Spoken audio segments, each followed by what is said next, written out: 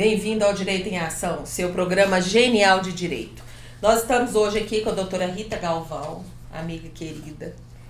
Doutora Rita é advogada, palestrante pós-graduada em docência jurídica e direito das mulheres e meninas, presidente da Comissão Estadual da Verdade da Escravidão Negra no Brasil, da OAB-MG, especialista em direitos humanos da criança e do adolescente, ECA e direito de família, fundadora do coletivo Empodere Minas Gerais e da Confraria das Juristas Negras, membro da Comissão de Direito da Escola DNE. DNE é Direito na Escola, né? Isso. Então seja bem-vinda, um carinho imenso receber você aqui. Para mim é uma honra, você sabe, né? Eu que fico muito feliz, agradeço o convite nesse dia que é tão emblemático pra gente, né? E estar aqui com você, eu lembro, faz pouco tempo, né? Início de carreira, quando eu conheci você, o Marzano, e que abriram as portas, acolher, e hoje está aqui hoje de novo com um pouquinho mais de autoridade. Também é assim não, né?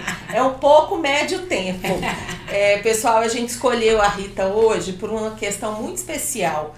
Hoje é dia de comemorar, né, grandes mulheres, e hoje é dia da, como é que é, me ajuda? Hoje é dia internacional, dia 25 de julho, Dia Internacional da Mulher Negra, Latino-Americana e Caribenha.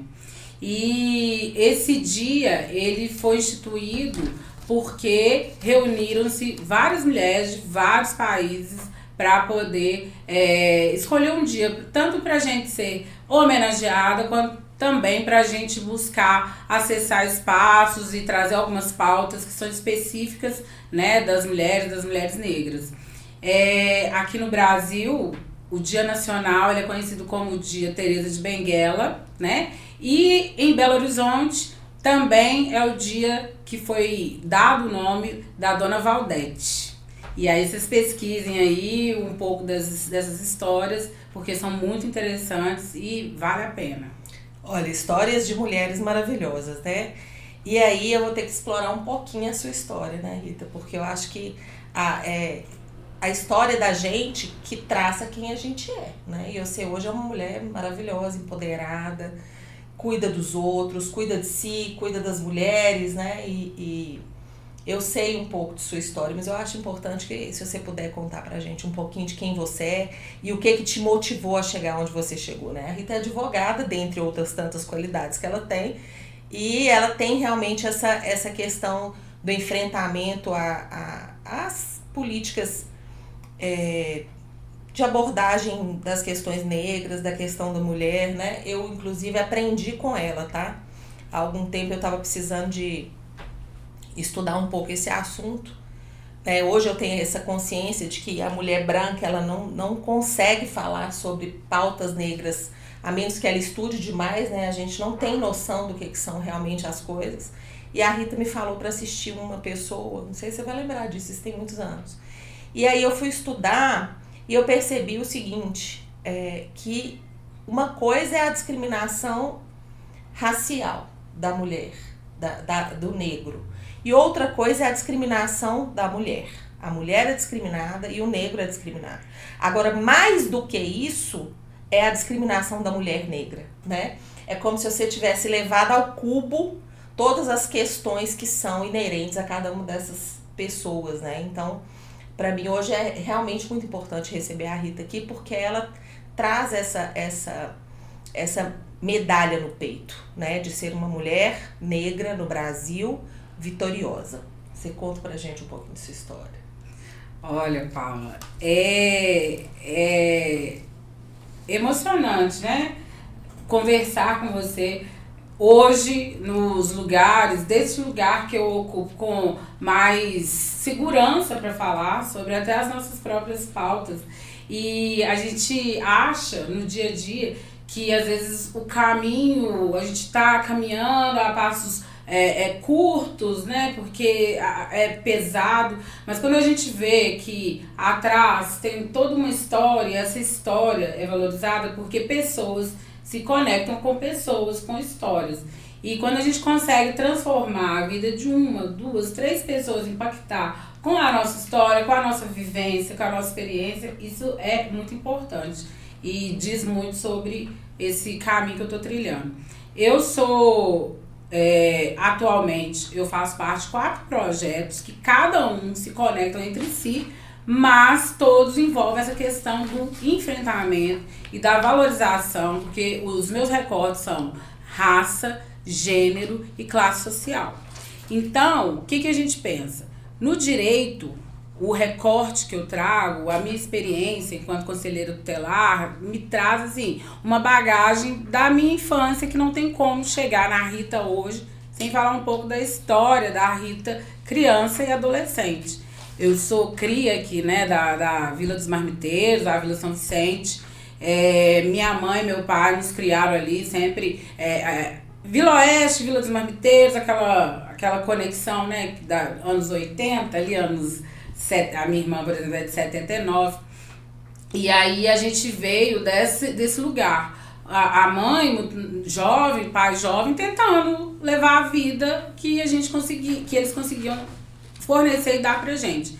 Nesse inteirinho, a minha mãe sofreu muitas questões de violência, né? Eu não consigo hoje. Antigamente eu tinha dificuldade de falar sobre isso, até entender que esse tipo de história a gente precisa contar para poder saber do ponto que a gente partiu, onde que a gente está e onde a gente ainda quer chegar.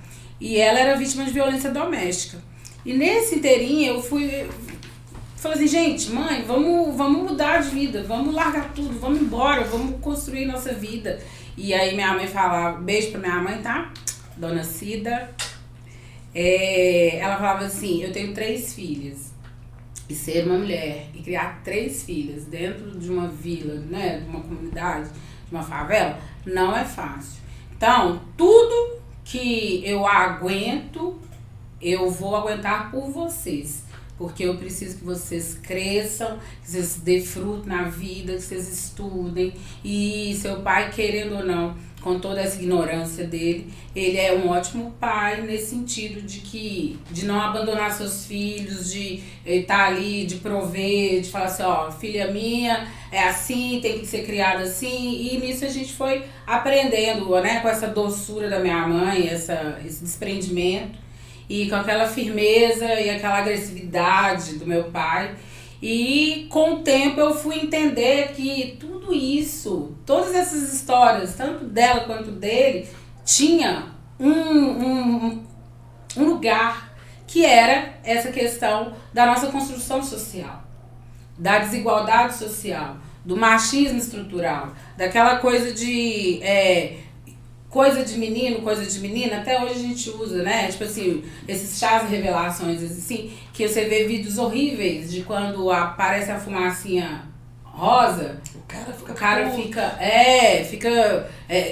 acaba a festa pra ele. E quando vem o azul, a família toda, até nós que somos mulheres, né, que reproduzimos muito isso ainda na questão estrutural.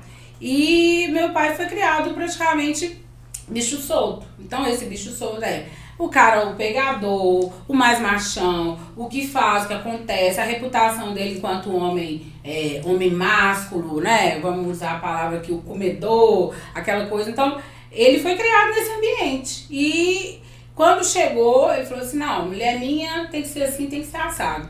Só que tem uma situação, meu pai teve 2 famílias no decorrer da mesma época. E uma família com uma mulher não negra, e o outro, ele teve 3 filhos com uma mulher não negra e 3 filhos com uma mulher negra. Então, o tratamento que era dispensado com essa mulher negra era totalmente diferente do que era dispensado com a mulher não negra. E aí eu fui entender... E seu pai era negro ou era branco? Meu pai era pardo, porque ele tinha a pele clara e todos os traços negroides, né? A pele mesmo assim, claro, um pouco mais clara que a minha, o povo fala assim, você nem é tão negra assim, meu pai era daquele, você fala assim, não é o estereótipo do negão, mas ele tinha todos os traços negroides. Corpo, cabeça, cabelo, boca. E mesmo sendo pardo, ele ainda tinha um tratamento diferenciado entre as famílias. Isso, tinha.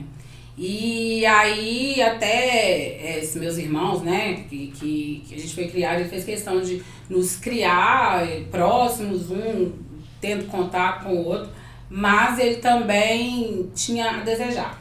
E aí a Rita, né, curiosa do jeito que é, falou assim, eu não aceito o não como resposta, porque eu falava assim, então já que a gente fez, a senhora fez a escolha de nos criar, de dar a oportunidade, de com meu pai a gente ia mais longe, então vamos fazer do nosso limão nossa limonada. Eu vou tentar entender como que a gente vai amenizar essa situação.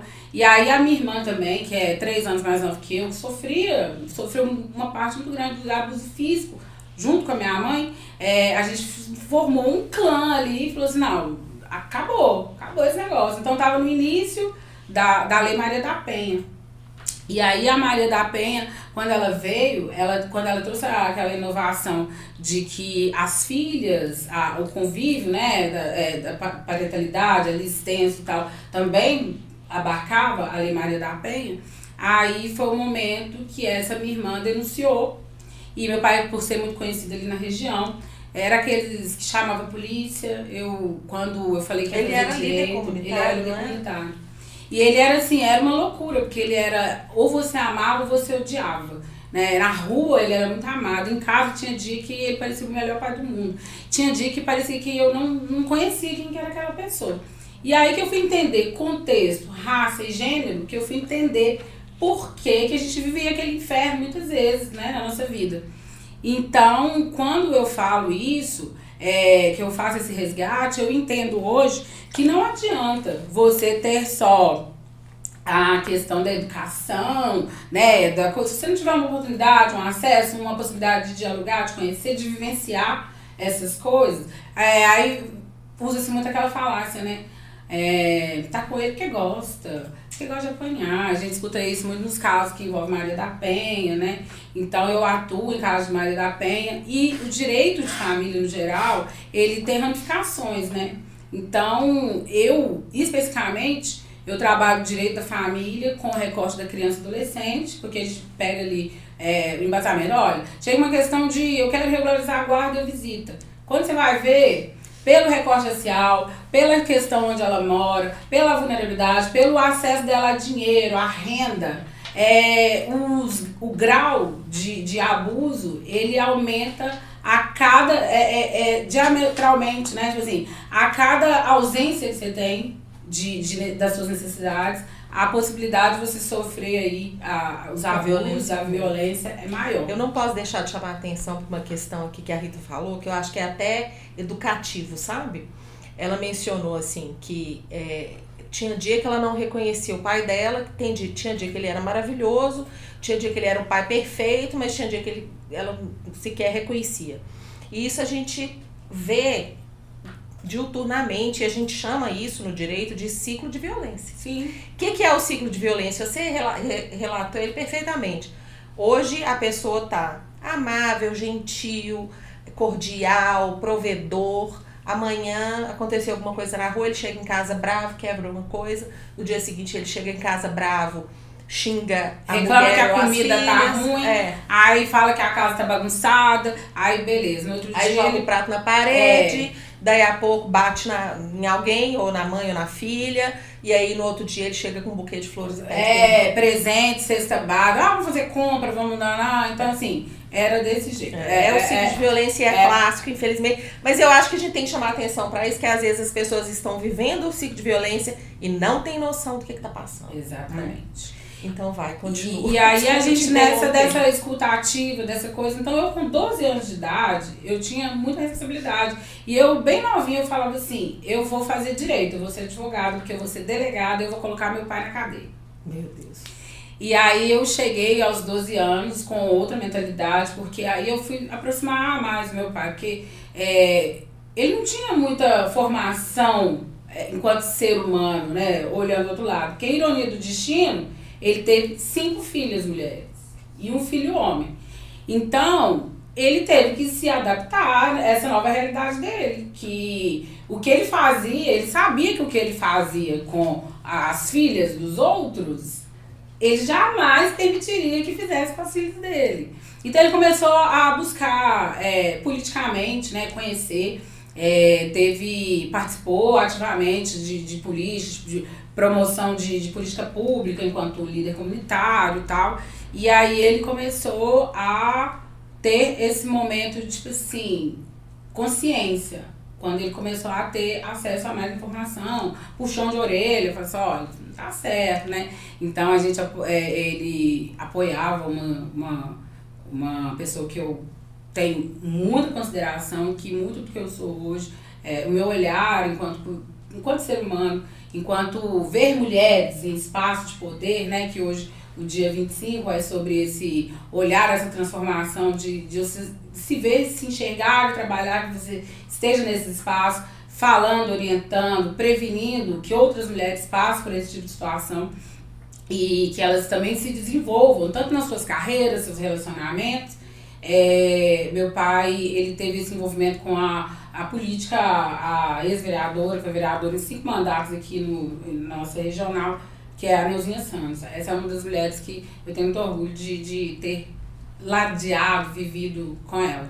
E nisso eu falei, não quero ser menos que isso.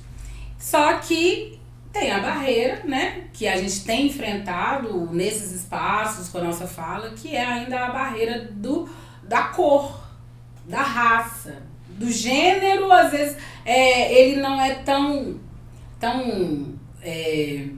explícito hoje em dia, porque é o politicamente correto, né? Então, se você vai fazer... A política está exigindo que as mulheres estejam representadas, os espaços, né, estão exigindo que as mulheres estejam ali ocupando alguns lugares. A política ainda está engatinhando essa coisa da inclusão, de ter pessoas negras nos partidos, nas candidaturas, mas a gente está tendo que tomar um cuidado também, e fica esse alerta, que é um ano eleitoral. Politicamente falando, tem muitos partidos usando ainda candidaturas de mulheres negras também, só para fazer número, porque não investe realmente, não acredita que aquela mulher possa chegar naquele espaço, mas tá ali. Olha, é um negócio muito interessante, isso que você está comentando. A gente conversou esses dias sobre direito eleitoral com o Neto, e ele falou o seguinte, que estatisticamente falando, eu não sei falar números, mas a primeira eleição que respeitou a cota de mulheres, nem é cota negra, de mulheres, fizeram uma pesquisa, nem as próprias mulheres que eram candidatas votavam nelas mesmas. Sim. Olha isso, que coisa louca. Sim. E aí é revoltante, mas ao mesmo tempo é inspirador, porque você fala que a gente tem que pôr essas mulheres pra frente, porque é uma coisa até de autoestima, né? Olha pra você ver, você vai ser candidata pra tampar um buraco no partido. Você já vai ali com aquela coisa de, eu só tô indo tapar buraco. Mas não vou votar em mim, não, vou votar no fulano, porque ele é melhor do que eu. Olha isso. Mas isso pra mim é uma coisa intrínseca da própria mulher, de menos-valia, né? De sentimento de inferioridade mesmo. Olha, eu não sou nada, eu não vou votar nem em mim. Porque a sociedade colocou na cabeça da gente que atrás de um grande homem tem sempre uma grande mulher. Porque ela tá atrás, porque ela não tá do lado, né? Tá ao lado desse grande homem. E aí a gente consegue ver, por exemplo, que... E aí é ponto para outra conversa. Porque dentro dos feminismos plurais, que são vários feminismos, a gente tem a diferenciação do feminismo que trata a pauta da mulher não negra, que foi daquela época lá de rasgar o sutiã, de fazer aquelas coisas tudo. Mas enquanto a mulher não negra estava aí lutando por ir trabalhar, ou estudar, ou votar, a mulher negra estava tendo que lutar para garantir direito aos seus corpos, aos corpos de seus filhos, enquanto a mulher não negra ainda estava... Quando ela começou a poder pensar em largar os filhos em casa, tinha a mulher negra lá para poder auxiliá-la nessa conquista, cuidar dos filhos dela. E isso acontece até hoje. É essa abolição inacabada que a gente teve, porque eu falo por mim mesma. Eu venho da família, eu falei, de 6 irmãos. A minha geração, por questões até, né, de autossuficiência, ou você estuda, ou você trabalha, ou você tem filho, ou você casa, porque foi basicamente assim, com mais acesso a estudo, alimentação, a gente nunca passou fome, essas coisas nunca passamos, mas assim, tinha as deficiências, que era mais lazer, né? Eu fui privações, né? Algumas mais privações. Por exemplo, eu fui conhecer uma praia quando eu comecei a trabalhar, meu primeiro salário, assim, né? Com 18 anos de idade. Então, hoje eu sou fissurada com a praia, eu tenho negócio com a praia, eu quero morar na praia, eu quero fazer tudo lá na praia. Mas eu fui conhecer com 18 anos e eu vi, assim, a foto das minhas colegas, aquela coisa toda de... Tá lá, era normal, ó, fim de semana nós vamos para Espírito Santo que fosse. Mas ia com as suas famílias, sabe? Então eu falo assim, a gente teve que fazer muitas escolhas. Eu trabalhei com vulnerabilidade, com criança e adolescente durante muito tempo, e por ver que eu ainda não tinha condições da sociedade, nem só o dinheiro, porque chegou uma certa época do tempo que a gente trabalhava, ganhava e se vira até hoje, né? Uhum. Se eu falar assim, vou ter um menino, hoje eu vou ter um menino, mas e a sociedade? Tá preparada? Eu tô preparada, por exemplo, tantas coisas que eu quero viver, experimentar, entregar para esse filho. Tá preparado? Sabe? É aquelas coisas que a gente vai pensando e fazendo E aí é um outro problema que a gente também tem discutido muito. As mulheres acabam perdendo a coragem de terem filhos porque elas não querem que seus filhos passem pelas determinadas coisas que ela ou passou ou viu alguém passar, né? Ou não tem filhos ou tem poucos filhos, né? As mulheres antigamente eram mais corajosas. Sim. E aí você fala, não, eu não posso ter mais porque... E aí é uma outra questão, né? O filho, às vezes você tem um filho só e seu filho vai ter que cuidar de você depois, e como é que vai ser essa... É muito complicado, doido. Muito complicado. Então, assim, só para finalizar essa primeira parte da minha apresentação, então a Rita advogada hoje é essa Rita que trabalha com essa questão de gênero, de classe. Então, se eu for trabalhar o direito, eu vou trabalhar o direito do empoderamento, daquela questão, eu sempre trabalho interdisciplinar, então eu tenho parcerias com advogados, assistentes sociais, psicólogos, que a gente faz você tá precisando, vai lá, faz um acompanhamento psicológico, precisar, vai para um psiquiatra, não tem problema, né? A sociedade também tem cuidado da nossa saúde mental. Sim. E eu andando por esses espaços, quando eu vejo que tá comprometendo quem eu sou e me distanciando um pouco dos meus princípios, eu vou e dou uma distanciada, dou uma pisada no freio e começo a repensar, porque tem isso também. A cada vez que você acessa espaços que não foram feitos para mulheres negras, a gente vai se adequando para caber em alguns espaços. E aí quando eu vejo que os princípios estão começando a ser abalados para encaixar em determinados lugares, eu costumo, agora com a minha maturidade, os meus 43 anos, eu costumo dar uma brecada e falar assim, ó, vamos daqui, vamos repensar o caminho.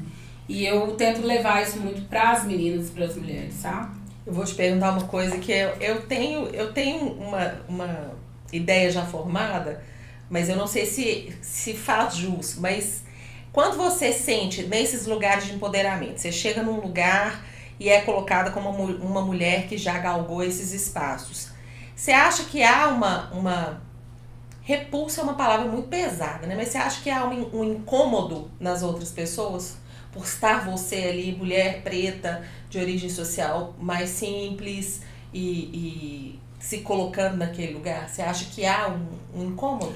Olha... E completando a pergunta, e esse incômodo você acha que vem mais de quem?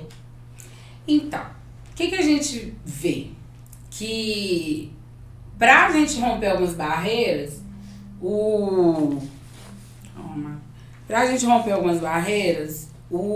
a gente precisa dialogar e, quando se diz, organizar, fazer alguns pactos, digamos.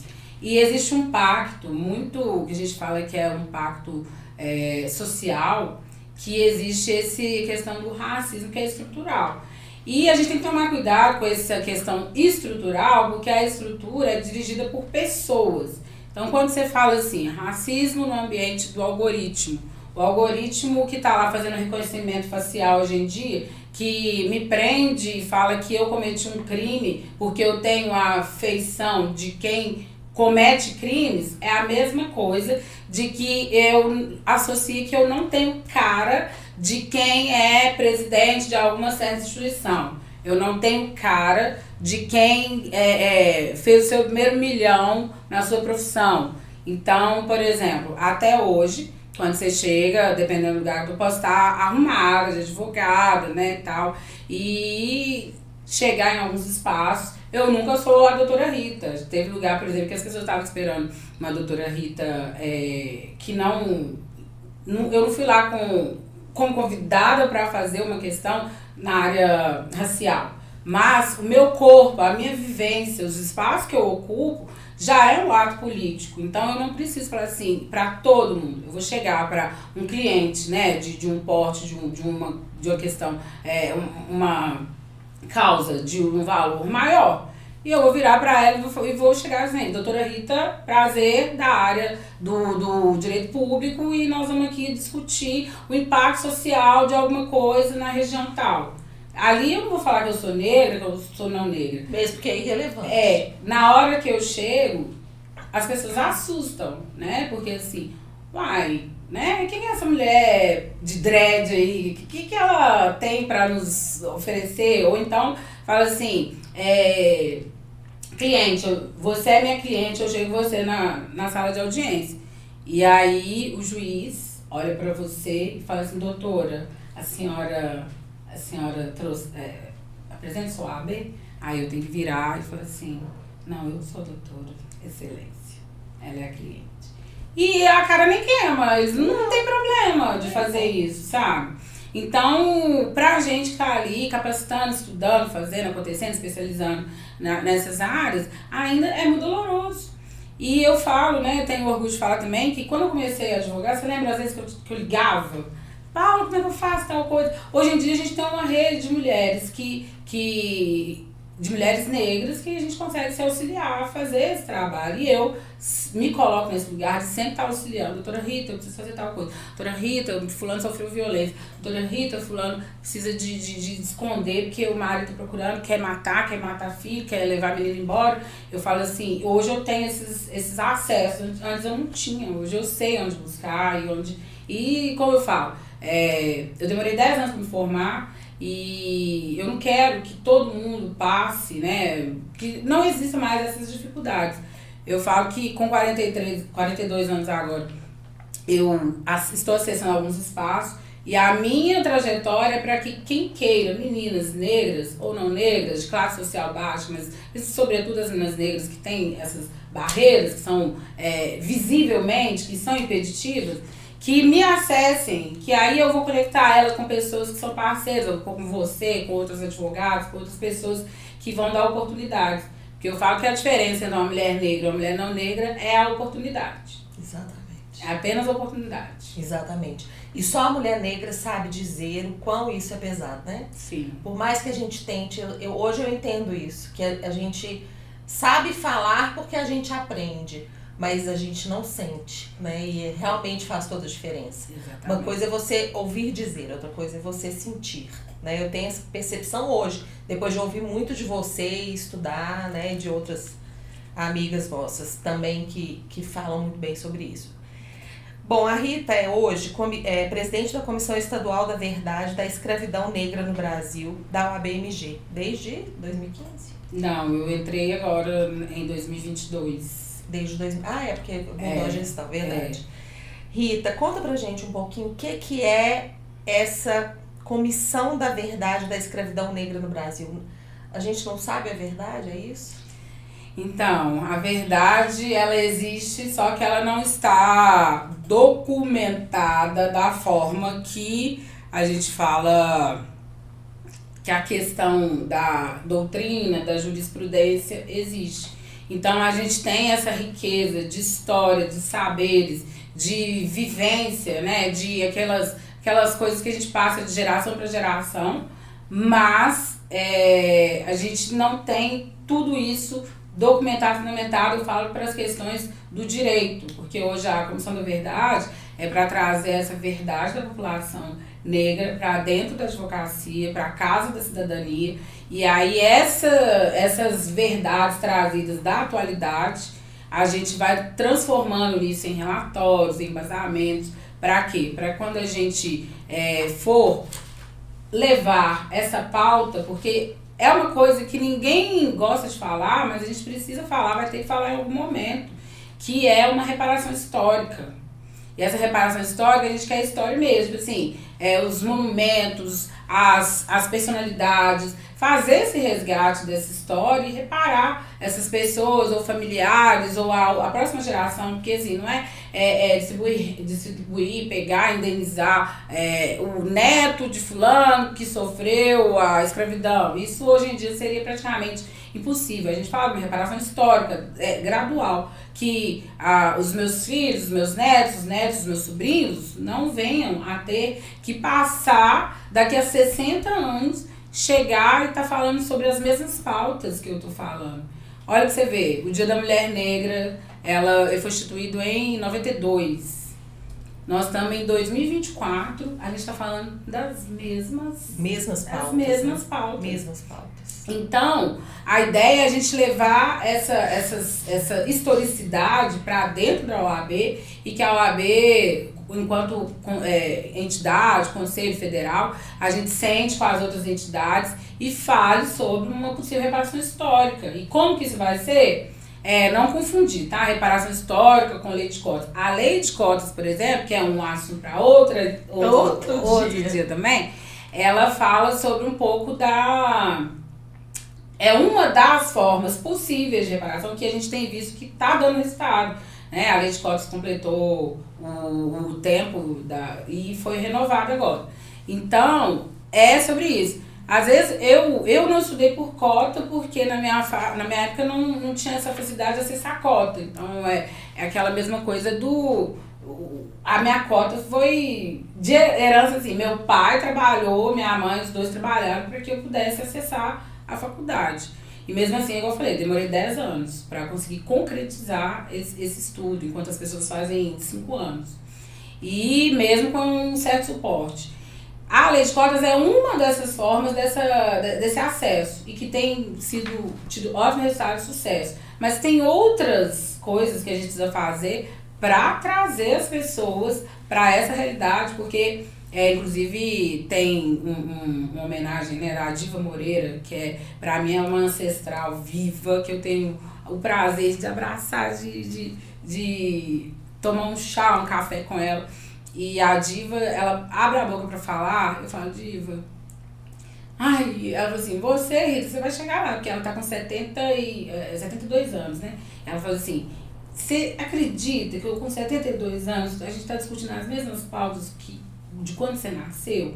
Então, assim, ela vai passar esse bastão em algum momento, mas ainda tá difícil, porque a ideia do que ela tinha de renovação, de estruturação, ela está escrevendo um livro que a gente está chamando da Bíblia da Diva, né? Porque ela não consegue parar, porque é muita informação.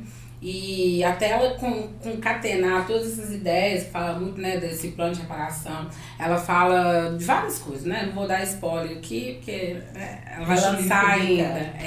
E aí ela traz um estudo, esse ela sempre fala nas palestras, que eu vou citar, um estudo que fala sobre igualdade salarial, igualdade de ganho e igualdade de acesso. Então, tem um estudo que fala que para a gente adquirir uma possível igualdade de vida, digamos, um salário médio hoje para a pessoa viver bem, sem dever nada, seria em torno, para uma família viver bem e tal, seria em torno de 14 mil reais. Uma família de quantas pessoas? Uma família, pai, mãe, os 2 filhinhos, digamos assim. A gente ri, mas é pra não chorar, né? 14 mil reais. Então as pessoas hoje vivem com 1 salário mínimo, 2 salários mínimos, meio salário mínimo. E para isso chegar, para se tornar uma realidade, principalmente mulheres e homens, e a gente diferenciar se é homem, se é mulher, igualdade, equidade, né? Porque a gente não vive a igualdade, a gente busca por ela, mas para buscar a equiparação, essa equidade, ainda pode demorar 7 a 9 gerações. É muita coisa. E eu não aceito, Paula, eu não aceito. Eu fico indignada, porque assim, tá aí, é uma realidade, mas as pessoas têm que se inteirar disso e falar assim, não, gente, vamos melhorar, né? Vamos trabalhar para que você acha que é uma luta de Dom Quixote, assim, com os moinhos de vento? Tipo, a gente lutando, e as pessoas não se adonam daquilo? Não. Porque eu acho que a questão é a educação. Ou tô enganada? Eu também ou é acho. muito simplista? Não, eu também acho. Tanto que a gente lançou uma cartilha agora de letramento racial dentro das escolas. E essa cartilha, junto com a Comissão de Direito na Escola, a gente trouxe um pincelamento, assim, porque é claro que o professor, o docente, vai desenvolver de acordo com a escola, sua região, sua cidade, mas a gente trouxe um pincelado de coisas básicas que as pessoas não falam ou não sabem, ou às vezes não falam porque não sabem. E quando tem acesso a essa informação, elas gostam de falar sobre isso, tanto pessoas negras quanto não negras. Então, quando as pessoas têm acesso à cartilha, né, o caderno de apoio, a gente fala, porque a cartilha fica pra gente quer ensinar o beabá, e não é isso. Mas às vezes porque eu te confesso que eu piso em ovos. Eu tenho muito medo de falar coisas que não são corretamente, politicamente falando, assim. Então eu busco as palavras com muito cuidado. E eu sei que tem hora que sai coisa que não devia ser dita, sim. entendeu? Mas é o quê? Educação. Porque na época que eu fui educada, no meio do como é que chama até? Da ditadura militar, que dizem agora que não existiu, né? E aí eu aprendia coisas, por exemplo, um negócio que me deixou de cabelo em pé. Outro dia eu vi como é que chama a filha? Minha memória é péssima. A filha do Gil, Preta Gil. Ela falando que algumas coisas ela não sabia. Na hora que ela falou, eu falei, gente do céu, eu lembrei exatamente. Se a Preta Gil não sabia. Eu aprendi na escola pública durante a ditadura. Caboclo, cafuzo, mameluco e o que era cada um. Diz que isso é uma coisa horrorosa, que não pode se falar. Mas eu aprendi na escola. Pois é. Olha isso. Então, o que a gente fala da importância da educação antirracista depois da Constituição Federal de 88, a gente tem lá os direitos básicos fundamentais. Sim. Um deles é o acesso à alimentação, lazer, o artigo 227 da Constituição, o artigo 5º fala isso, né? O 227 fala do direito da criança, do adolescente e tal. E a gente vê que, olha pra você ver que loucura, quando você perde ou é tirado de você ou não é dado a você os direitos básicos fundamentais como saúde, educação, lazer, alimentação, moradia. Quanto que custa isso hoje, a gente enquanto adulto ter, né? Não vou lá ainda nos 14 mil reais, mas também não vou ficar esperando essas novas gerações. Mas vamos colocar aí uma renda básica de uma família, um salário mínimo por cada cabeça, digamos assim, dá pra você fazer algumas coisas básicas ali. Se for uma família de 5 pessoas, dá quase 8 mil reais. Uhum. E aí você consegue ali programar uma escola particular, uma viagem uma vez por ano ali, né, se organizando e tal. Imagina, você não tem nada disso. E aí o povo fala assim, problema social, leva pra casa, aquela coisa ridícula, né? Do bandido bom, bandido morto. Porque a nossa estrutura social, ela vai produzindo essas coisas. E a gente vai repetindo, tem hora que a gente não questiona, porque a gente não tem a maturidade, às vezes, suficiente. Hoje em dia, tem hora que a gente não raciocina.